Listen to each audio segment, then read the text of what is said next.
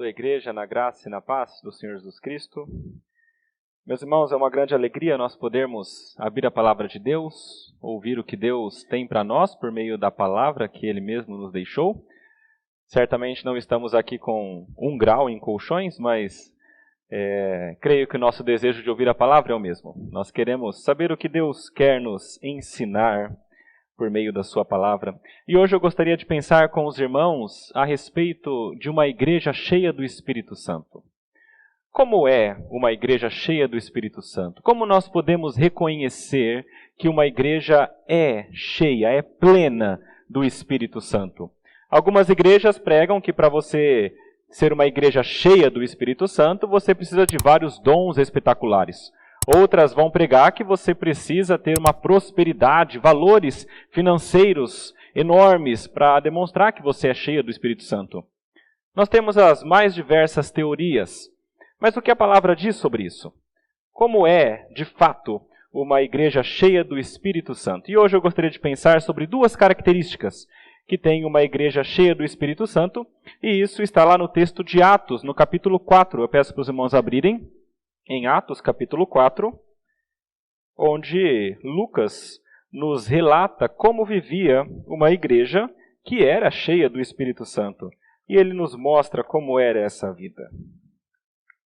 Atos, capítulo 4, versículos 32 até o 35.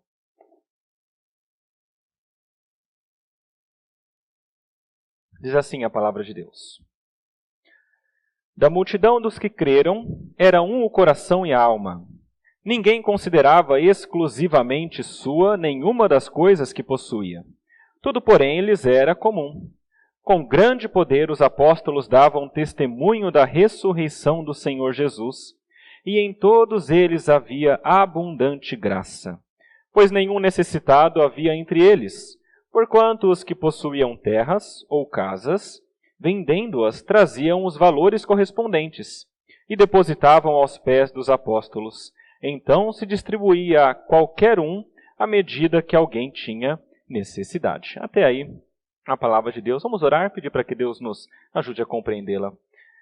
Senhor nosso Deus, nosso Pai, nós nos reunimos aqui primeiramente para glorificá-lo, Pai, mas também para ouvir a Tua palavra. Pedimos que o Senhor nos edifique por meio dela, nos ilumine a mente para que nós a compreendamos e também amoleça nossos corações para que nós a aceitemos e pratiquemos, Pai. Pedimos isso crendo que o Senhor é poderoso para fazê-lo e misericordioso, Pai, para querer fazê-lo. Agradecemos em nome de Jesus. Amém. Meus irmãos, quando Lucas escreve esse livro de Atos, Atos é o segundo livro que ele escreve. O primeiro é o livro que é o Evangelho de Lucas, onde ele narra a vida de Jesus, o que foi a vida de Jesus, o que ele fez, como que ele nasceu, o que aconteceu com a vida dele, até o momento que ele chega à cruz e ressuscita. Depois, em Atos, ele narra um pouco o início da igreja, de como que a igreja que foi comprada pelo sangue de Cristo vivia. Então ele trata desde o início até o momento em que Paulo chega a Roma e prega o evangelho aos confins do mundo.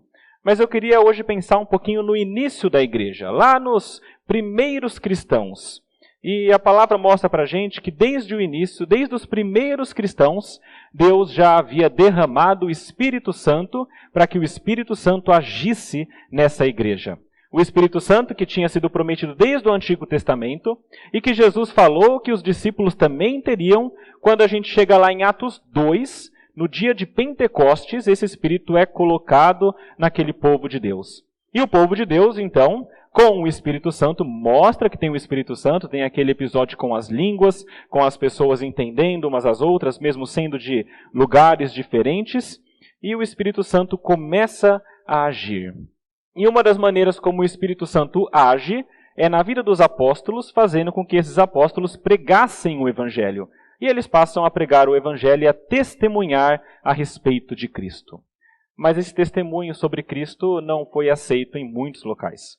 E quando a gente olha o começo do livro de Atos, a gente vê que lá no início, a pregação do Evangelho já foi rechaçada pelos religiosos. E se vocês olharem no capítulo 4, existe um texto mostrando que os apóstolos pregaram E os líderes religiosos ficaram bravos com isso e prenderam os apóstolos. Levaram para falar, não preguem mais. Vocês não podem mais falar em nome deste Jesus. E os apóstolos, é claro, como homens cheios do Espírito Santo, que haviam sido convertidos, dizem que não fariam isso, eles pregariam o Evangelho até o fim. E depois deles serem presos, a palavra diz que eles saem daquele local e eles vão se encontrar com a igreja. E juntamente com a igreja, eles fazem uma das orações mais bonitas que a gente vê na palavra de Deus. Isso está lá no versículo 23 até o versículo 31 do capítulo 4. É uma oração onde a igreja toda, com uma maneira única, em uníssono, talvez, unânimes, todos juntos, oram a Deus e clamam ao Senhor, glorificando a Deus por quem Ele é e pedindo para que Deus esteja com eles. E é interessante porque a igreja, quando ora, não ora para que Deus os livre das perseguições, para que eles não tenham mais condição, para que eles não precisem mais pregar o Evangelho, para que eles sejam livres dessa responsabilidade. Mas ora para que Deus os fortaleça, para que eles possam pregar com toda a intrepidez, com toda a força. E eu acho muito bonita essa oração. Depois vocês podem ler nas suas casas, mas no final dela, no versículo 31 aí, nos diz que quando eles terminam de orar, o local treme. E depois do local tremer, todos são cheios do Espírito Santo. É por isso que eu digo que esse relato, a partir do versículo 32, diz respeito a uma igreja cheia do Espírito Santo. Porque eles oraram e o chão tremeu, e Deus, na sua graça, os encheu com o Espírito Santo para que eles tivessem a vida que nós lemos que eles tinham aqui.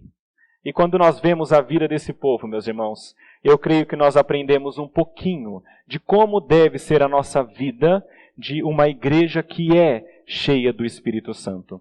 E eu queria que, enquanto a gente tenta compreender esse texto, a gente tentasse pensar e comparasse com a nossa vida. Será que eu me encaixo nessas características? Será que eu faço parte de uma igreja cheia do Espírito Santo? Ou será que, de alguma maneira, eu não estou agindo como uma igreja assim? Pensemos nisso, meus irmãos. A primeira característica de uma igreja cheia do Espírito Santo é que uma igreja cheia deste Espírito Santo é uma igreja unida. Veja o que diz aí no versículo 32. A palavra diz o seguinte: da multidão dos que creram, era um o coração e a alma. Coração e alma é uma expressão hebraica, significa unidos, numa mesma vontade, no mesmo objetivo, eram unânimes em algo que eles gostariam de fazer. É como se fosse um corpo, eles eram totalmente unidos. E quando a gente vê um grupo unido assim, o que às vezes a gente vem a perguntar é: o que une esse povo? O que une, meus irmãos, o povo de Deus, senão o próprio Espírito Santo? Quando a gente lê o texto aí, ele diz que é da multidão dos que creram. A palavra diz que todo aquele que crê no nome de Senhor Jesus Cristo será salvo. E todo aquele que crê no nome de Jesus Cristo é alguém que já foi tocado pelo Espírito Santo. E quando alguém tem o Espírito Santo, este alguém é unido a Deus e também aos seus irmãos. Quando nós cremos, recebemos o Espírito Santo. Olha a palavra de Deus aí, lá em João, no capítulo 7. Há um versículo interessante que fala exatamente isso. João 7, versículo 38.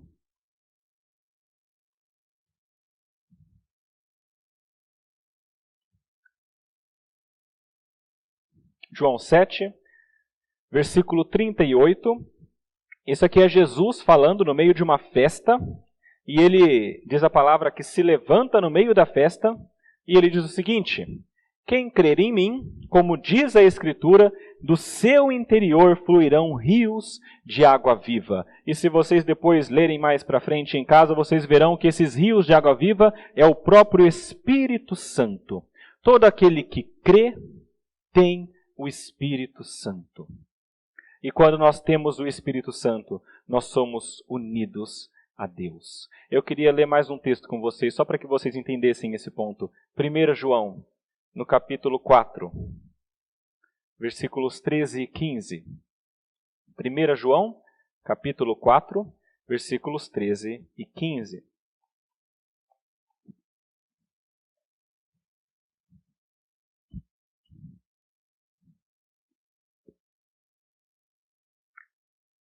Em 1 João, no capítulo 4, versículos 13 até o versículo 15, está escrito o seguinte: Nisto conhecemos que permanecemos nele e ele em nós, em que nos deu do seu Espírito. E nós temos visto e testemunhamos que o Pai enviou o seu Filho como Salvador do mundo. Aquele que confessar que Jesus é o Filho de Deus, Deus permanece nele e ele em Deus. Meus irmãos, todos nós temos o Espírito Santo e estamos ligados a Deus. Todos nós, de uma maneira que nós talvez não compreendamos perfeitamente, estamos também ligados uns aos outros. É uma união que ultrapassa o nosso entendimento humano, mas nós todos somos unidos. E precisamos agir como pessoas que são unidas. E essa união, meus irmãos, é extremamente importante. A palavra fala sobre isso. Durante um bom tempo da minha vida de cristão, eu sempre pensei que a união, talvez a comunhão, a fraternidade da igreja era algo importante, mas não tanto. Eu meio que relegava isso a um segundo plano. E eu creio que muita gente faz isso.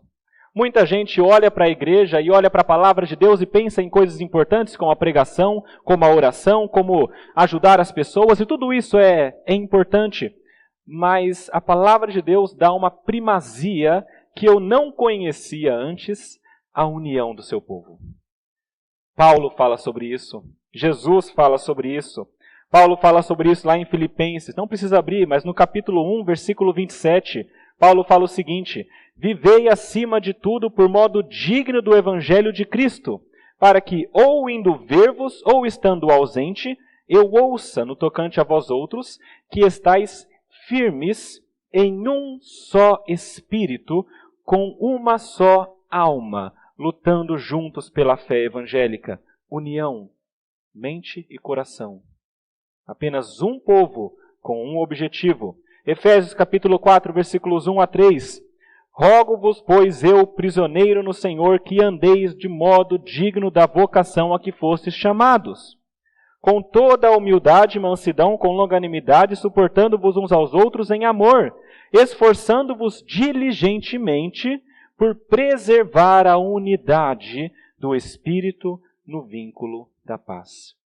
Meus irmãos, nós fomos chamados para termos uma vida em união. E o próprio Jesus fala sobre isso também. Depois vocês podem ler em casa, João no capítulo 17, versículos 20 a 21. Jesus fala que nós estamos unidos a Ele, a Deus, ao próprio Jesus e a todos os outros. E essa união que nós temos mostra que Jesus Cristo vem de Deus. Meus irmãos, tudo isso é necessário para a nossa vida cristã. E quando nós entendemos isso, nós entendemos de modo que isso muda a nossa vida. A vida daquelas pessoas que são cheias do Espírito Santo, que estão unidas com outras pessoas, é diferente da vida daqueles que não estão. E assim deve ser. Nós lemos um texto que fala sobre isso. Eu peço para vocês abrirem mais uma vez em um texto. Eu estou abrindo em alguns agora porque são importantes. 1 João, no capítulo 1.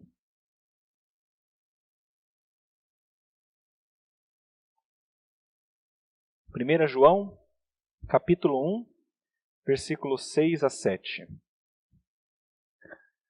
O apóstolo João escreve o seguinte, nós lemos esse texto já. Se dissermos que mantemos comunhão com Ele e andarmos nas trevas, mentimos e não praticamos a verdade. Se, porém, andarmos na luz como Ele está na luz, mantemos comunhão uns com os outros e o sangue de Jesus, seu Filho, nos purifica de todo o pecado.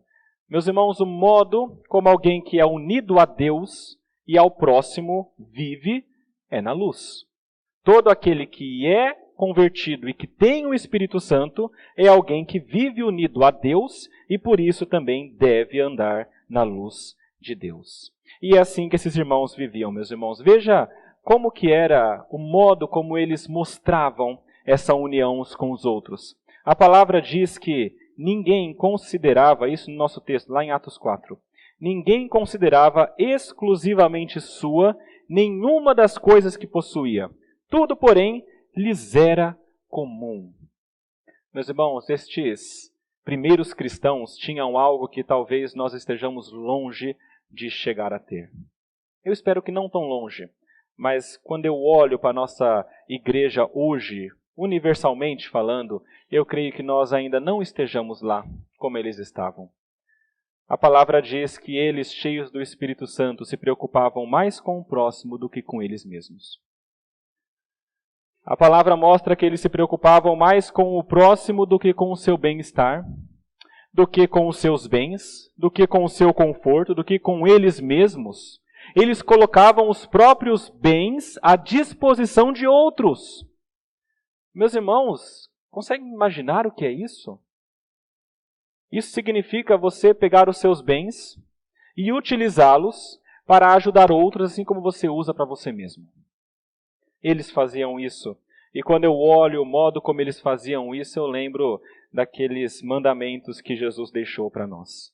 Amar a Deus acima de todas as coisas e ao próximo como a nós mesmos. A palavra deixa muito clara que essa primeira igreja, que estes homens cheios do Espírito Santo amavam ao próximo como a eles mesmos. Porque eles chegavam ao ponto de entregar até mesmo os seus bens, coisas da sua vida, para o bem do próximo. E aí eu pergunto para mim mesmo e para vocês, quando foi a última vez que você colocou algo teu, algum bem teu, à disposição do seu irmão? E eu não estou falando aqui de esmola ou coisas pequenas. Quando foi a última vez que você conseguiu de fato ajudar alguém com os bens que Deus tem te dado? Quando eu olho para esse texto, meus irmãos, eu vejo que talvez nós estejamos um pouco longe disso. Cada um reflete na sua vida, é claro. Mas eu sei que nós poderíamos estar muito mais perto do que Deus quer, do que nós, na verdade, estamos. Deus deseja que nós tenhamos um amor ao próximo tamanho, que nós não pensemos em nós antes, mas primeiramente naquele que é o nosso irmão.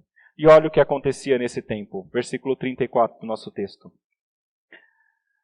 Nenhum necessitado havia entre eles, porquanto os que possuíam terras ou casas, vendendo-as, traziam os valores correspondentes e depositavam aos pés dos apóstolos. Então se distribuía a qualquer um à medida que alguém tinha necessidade. Em detalhe, o que ocorria aqui era o seguinte: os irmãos pegavam os seus bens, eles tinham, por exemplo, alguns animais, ou algumas posses, alguma terra, alguma casa, eles vendiam isso, pegavam o valor e levavam até os apóstolos, e deixavam aos pés deles. Ou seja, deixavam sob o poder dos apóstolos. E os apóstolos, aparentemente, tinham algum tipo de fundo para ajudar os necessitados. E quando aparecia alguém que tinha necessidade, eles pegavam esses fundos e distribuíam. Ou seja, eles pegavam as riquezas daqueles que tinham mais, que voluntariamente davam, e distribuíam para aqueles que tinham algum tipo de necessidade, meus irmãos. E quando eu vejo isso, eu penso que a nossa igreja faz algo parecido. Nós temos algo parecido com a junta diaconal, que foi o que foi instituído lá em Atos 6. Nós temos os valores que são entregues na igreja, valores de ofertas e dízimos. Esses valores são utilizados e contabilizados e colocados para ajudar aqueles que têm necessidade. E assim deve ser. Mas eu penso também quando nós podemos fazer isso pelas pessoas, mesmo que não por meio da igreja. Muitas vezes nós temos condição de ajudar aqueles que precisam, nossos irmãos, sem que isso passe por meio desse fundo que é da igreja. E, meus irmãos, eu queria deixar uma coisa muito clara aqui. Tá? Observe que o que era distribuído aqui, esse valor, era distribuído para aqueles que tinham necessidade, mas a ideia não é que alguém se pendure na igreja por isso. Não são para aqueles que são preguiçosos. Nós conhecemos pessoas assim.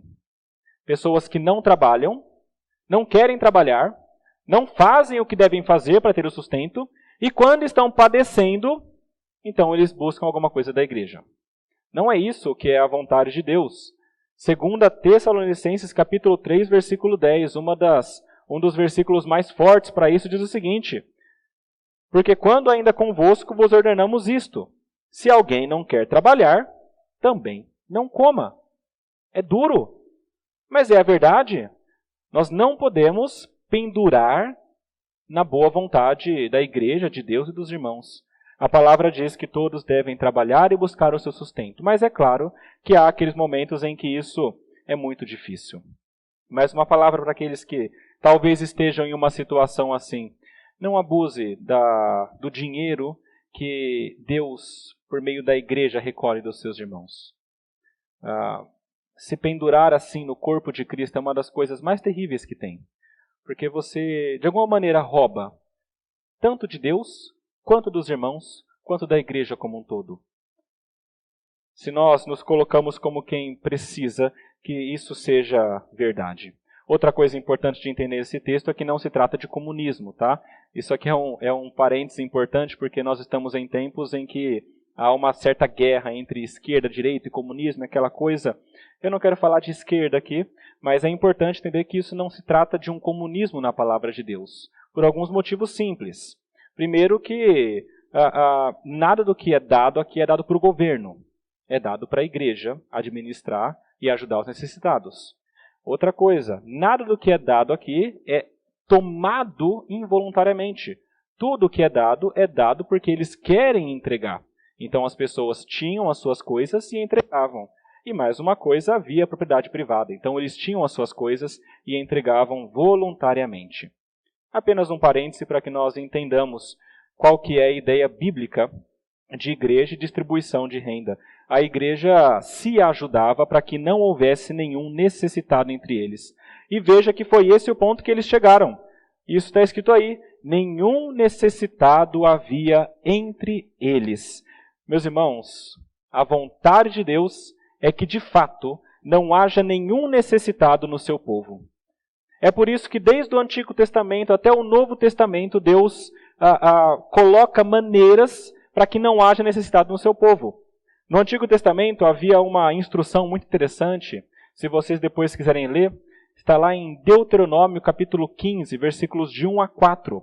Fala a respeito de um ano, a cada 7 anos, em que as dívidas dos irmãos seriam perdoadas. E ele fala que isso aconteceria para que não houvesse necessitado no povo de Deus. Isso é uma instrução da parte de Deus para o povo, para que não houvesse necessitado. E no Novo Testamento há algo parecido.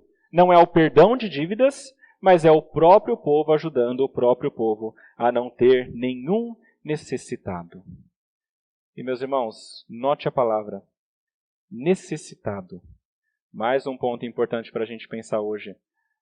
A palavra de Deus não está dizendo que o desejo de Deus, a vontade dele é que haja ricos no meio do seu povo. Não é esse o ponto. Não diz respeito a uma teologia da prosperidade, mas diz respeito a uma teologia do não necessitado.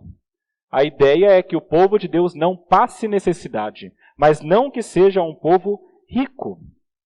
Na verdade, a própria palavra diz que não é bom que nós tenhamos muito, porque senão nós iremos esquecer de Deus. E não é bom que nós tenhamos pouco, porque então nós podemos ser tentados a roubar.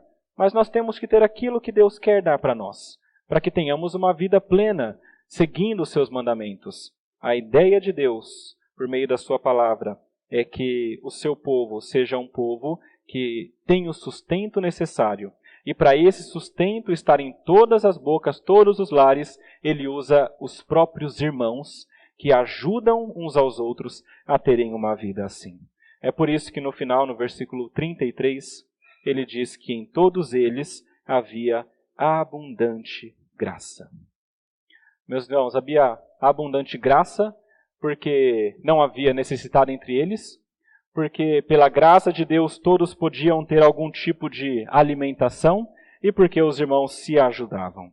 Meus irmãos, essa igreja, no que tange a união, era uma igreja exemplo para nós. Eu não sei o quão longe nós estamos dela, mas eu sei que talvez nós tenhamos de caminhar um pouquinho para lá. O que isso significa para nós, meus irmãos? Significa que nós precisamos trabalhar um pouco na nossa união. Trabalhar um pouco na nossa preocupação uns com os outros. Precisamos colocar um pouco mais o outro acima das nossas próprias vontades.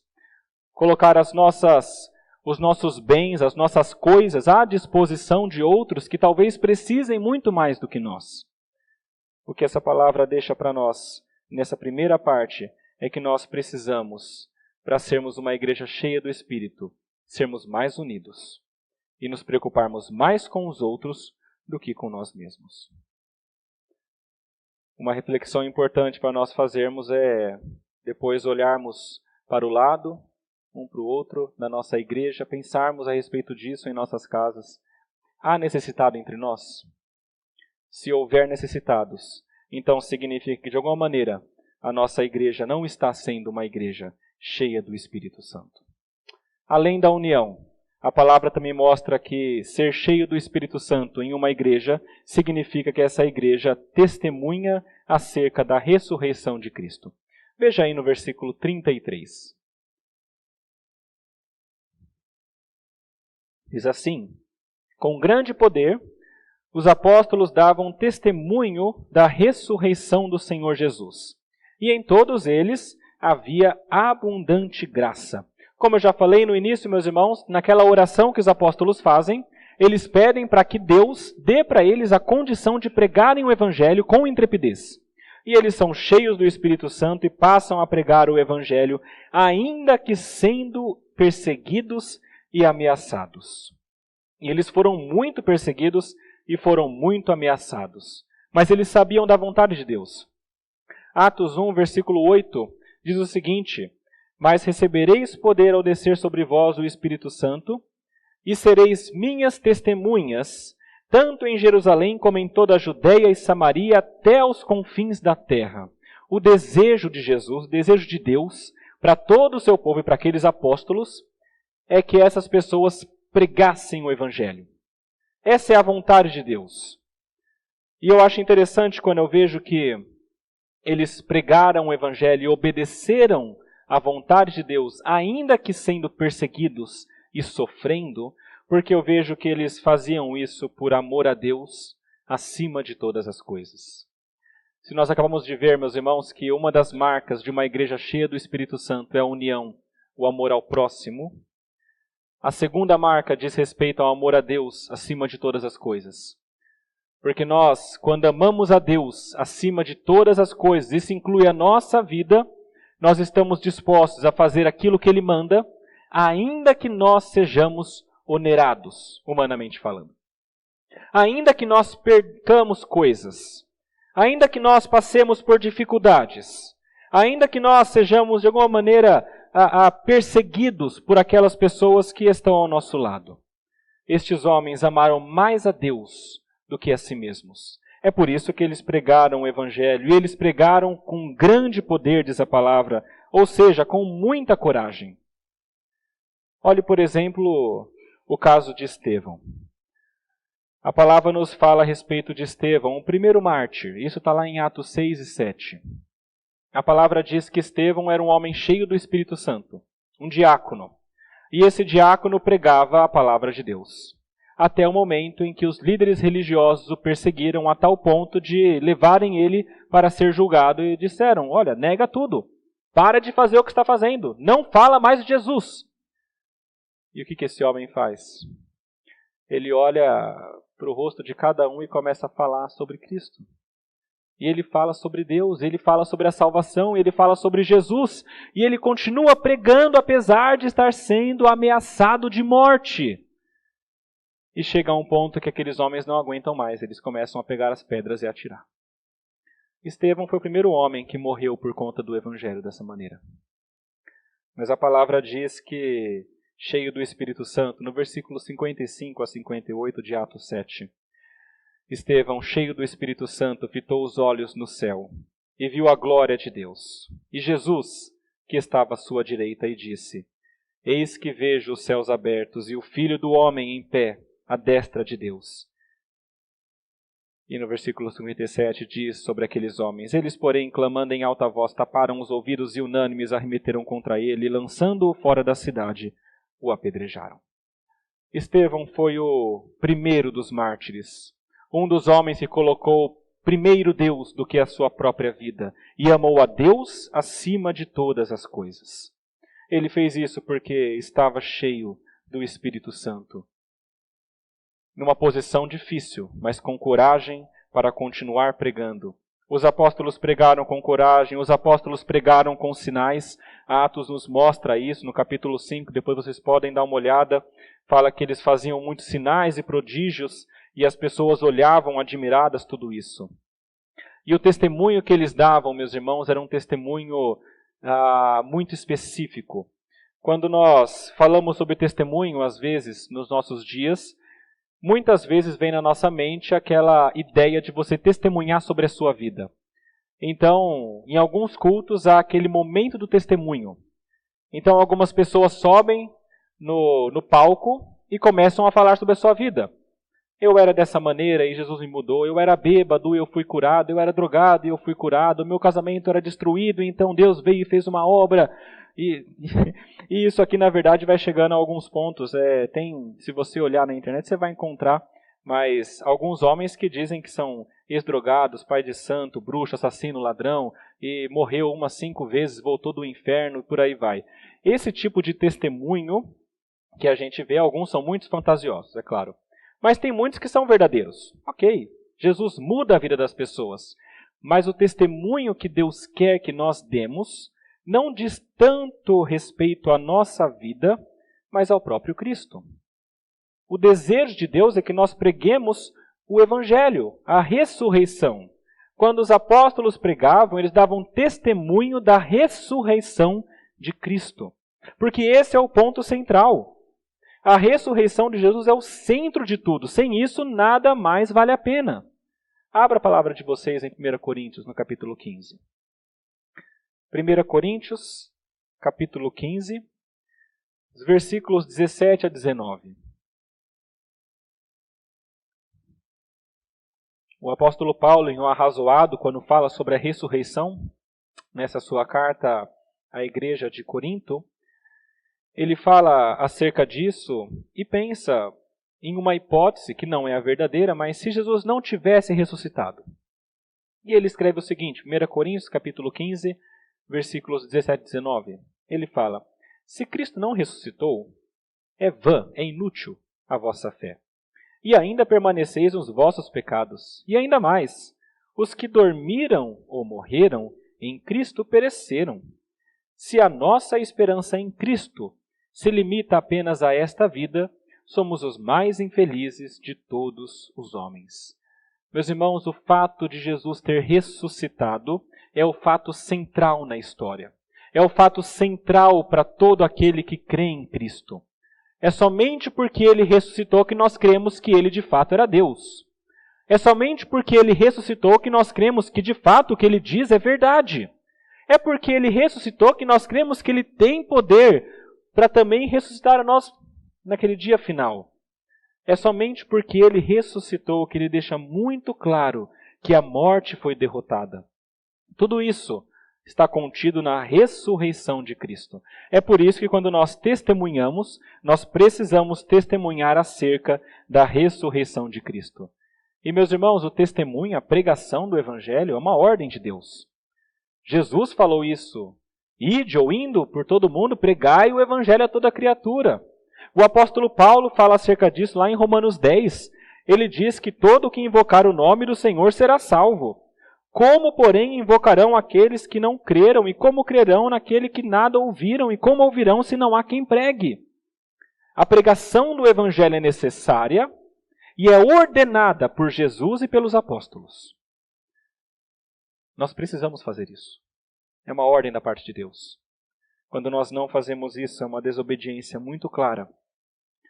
E as razões, via de regra, são apenas desculpas que mostram que nós amamos mais a nós mesmos do que a Deus, diferentemente do que esses apóstolos faziam. Meus irmãos, pregar o Evangelho, que é falar sobre Jesus Cristo e a sua ressurreição, é uma ordem e deve ser feita por todo o povo de Deus. E esse ministério da pregação é tão importante, e era também tão importante naquela época, que os próprios apóstolos, lá em Atos 6, depois vocês podem olhar também Atos 6, eles dizem o seguinte: a gente está dando conta, o trabalho está muito grande, vamos fazer o seguinte, vamos chamar homens cheios do Espírito Santo para serem os diáconos. E nós, apóstolos, vamos dedicar a nossa vida à pregação e à oração. Meus irmãos, a pregação da palavra de Deus é extremamente importante e necessária e é uma ordem da parte de Deus. Os apóstolos pregaram com poder, não apenas eles, mas também outros cristãos daquela época, como por exemplo Filipe e o próprio Estevão, que morreu pregando o Evangelho, porque sabiam da necessidade de fazer isso. Agora, a nossa pregação não é apenas com palavras. E esse é um ponto que esse texto aqui nos traz com muita clareza. A nossa vida, meus irmãos, é um modo em que nós podemos pregar o Evangelho. O modo como nós vivemos, o modo como nós nos portamos, o modo como nós perdoamos, o modo como nós amamos, o modo como nós abrimos mão de nossas coisas pelo bem do próximo, o modo como nós estamos sempre lá para ajudar aquele que precisa. Esse tipo de vida prega o Evangelho. Nós somos cartas vivas enviadas de Deus para pregar o Evangelho a este mundo. E isso acontece não só por palavras, mas pela vida que nós vivemos. E não se engane, não adianta você falar algo e viver outra, porque a pessoa não vai crer naquilo que você diz. Você precisa da vida. Você precisa testemunhar o Evangelho com o modo como você vive a sua vida. E a palavra de Deus deixa isso muito claro. Nós falamos sobre esse texto já, mas eu queria falar de novo sobre ele. Abram aí, lá em João 17. Jesus, quando fala sobre isso, é interessantíssimo. Faz pouco tempo que eu me atentei mesmo para esse texto, mas ele fala muito para mim. João 17, versículos 20 a 21.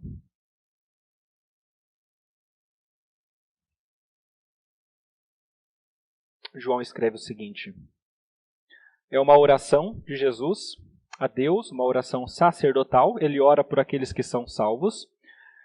E ele diz o seguinte: não rogo somente por estes, que são aqueles que estavam ali, mas também por aqueles que vierem a crer em mim, todos aqueles que serão salvos, por intermédio da sua palavra, a fim de que todos sejam um, como és tu, ó Pai, em mim e eu em ti.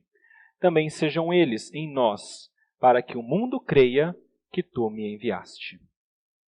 O modo como o mundo vai crer que Jesus foi enviado por Deus é por meio da nossa vida, em união na igreja. Você quer pregar o Evangelho muito bem com a sua vida? Seja unido com o seu irmão. Você quer pregar o Evangelho para que todos creiam que Jesus veio da parte de Deus? Seja unido na igreja. Não seja como alguns que acham que pode ter uma vida fora da igreja, na sua casa, vendo sermões na internet e discutindo na internet. Não é isso a vida cristã. É muito mais. É união. E união do corpo de Cristo na igreja. E se isso acontece, você prega o Evangelho. E você deixa claro e vivo na mente das pessoas que existe um Deus e este Deus enviou Jesus. E esse Jesus morreu naquela cruz e a cruz foi aquele momento em que Ele perdoou os nossos pecados e pela graça dele nos deu o Espírito Santo que nos une. Mas isso é pela união que nós temos uns com os outros. Se nós não demonstramos nossa união, não vejo como nós podemos também ficar perplexos quando pessoas não creem. As pessoas crerão quando nós vivermos o Evangelho. Testemunhar é essa vida. Testemunhar é obedecer a Deus, como eu disse, é amar a Deus acima de todas as coisas. Eu acho difícil entender aquela pessoa que diz que ama a Deus acima de todas as coisas, mas não testemunha sobre Jesus. Mas não prega o Evangelho. Eu acho difícil alguém dizer que ama a Deus e não amar o seu irmão. Porque a palavra diz que isso não é possível.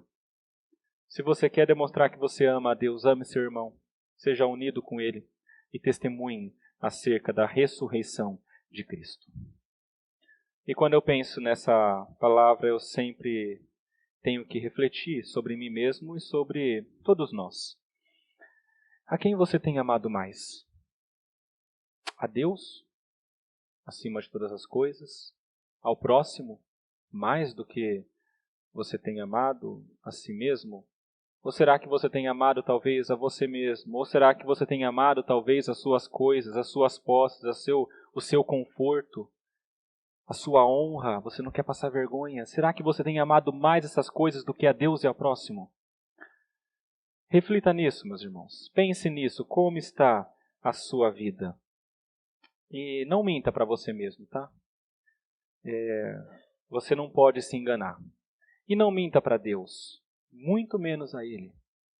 Seja honesto na sua reflexão. Você tem amado mais a Deus e ao próximo ou a si mesmo? E se a resposta for a si mesmo, está na hora de mudar. Porque uma igreja cheia do Espírito Santo ama mais a Deus acima de todas as coisas e ao próximo como a si mesmo.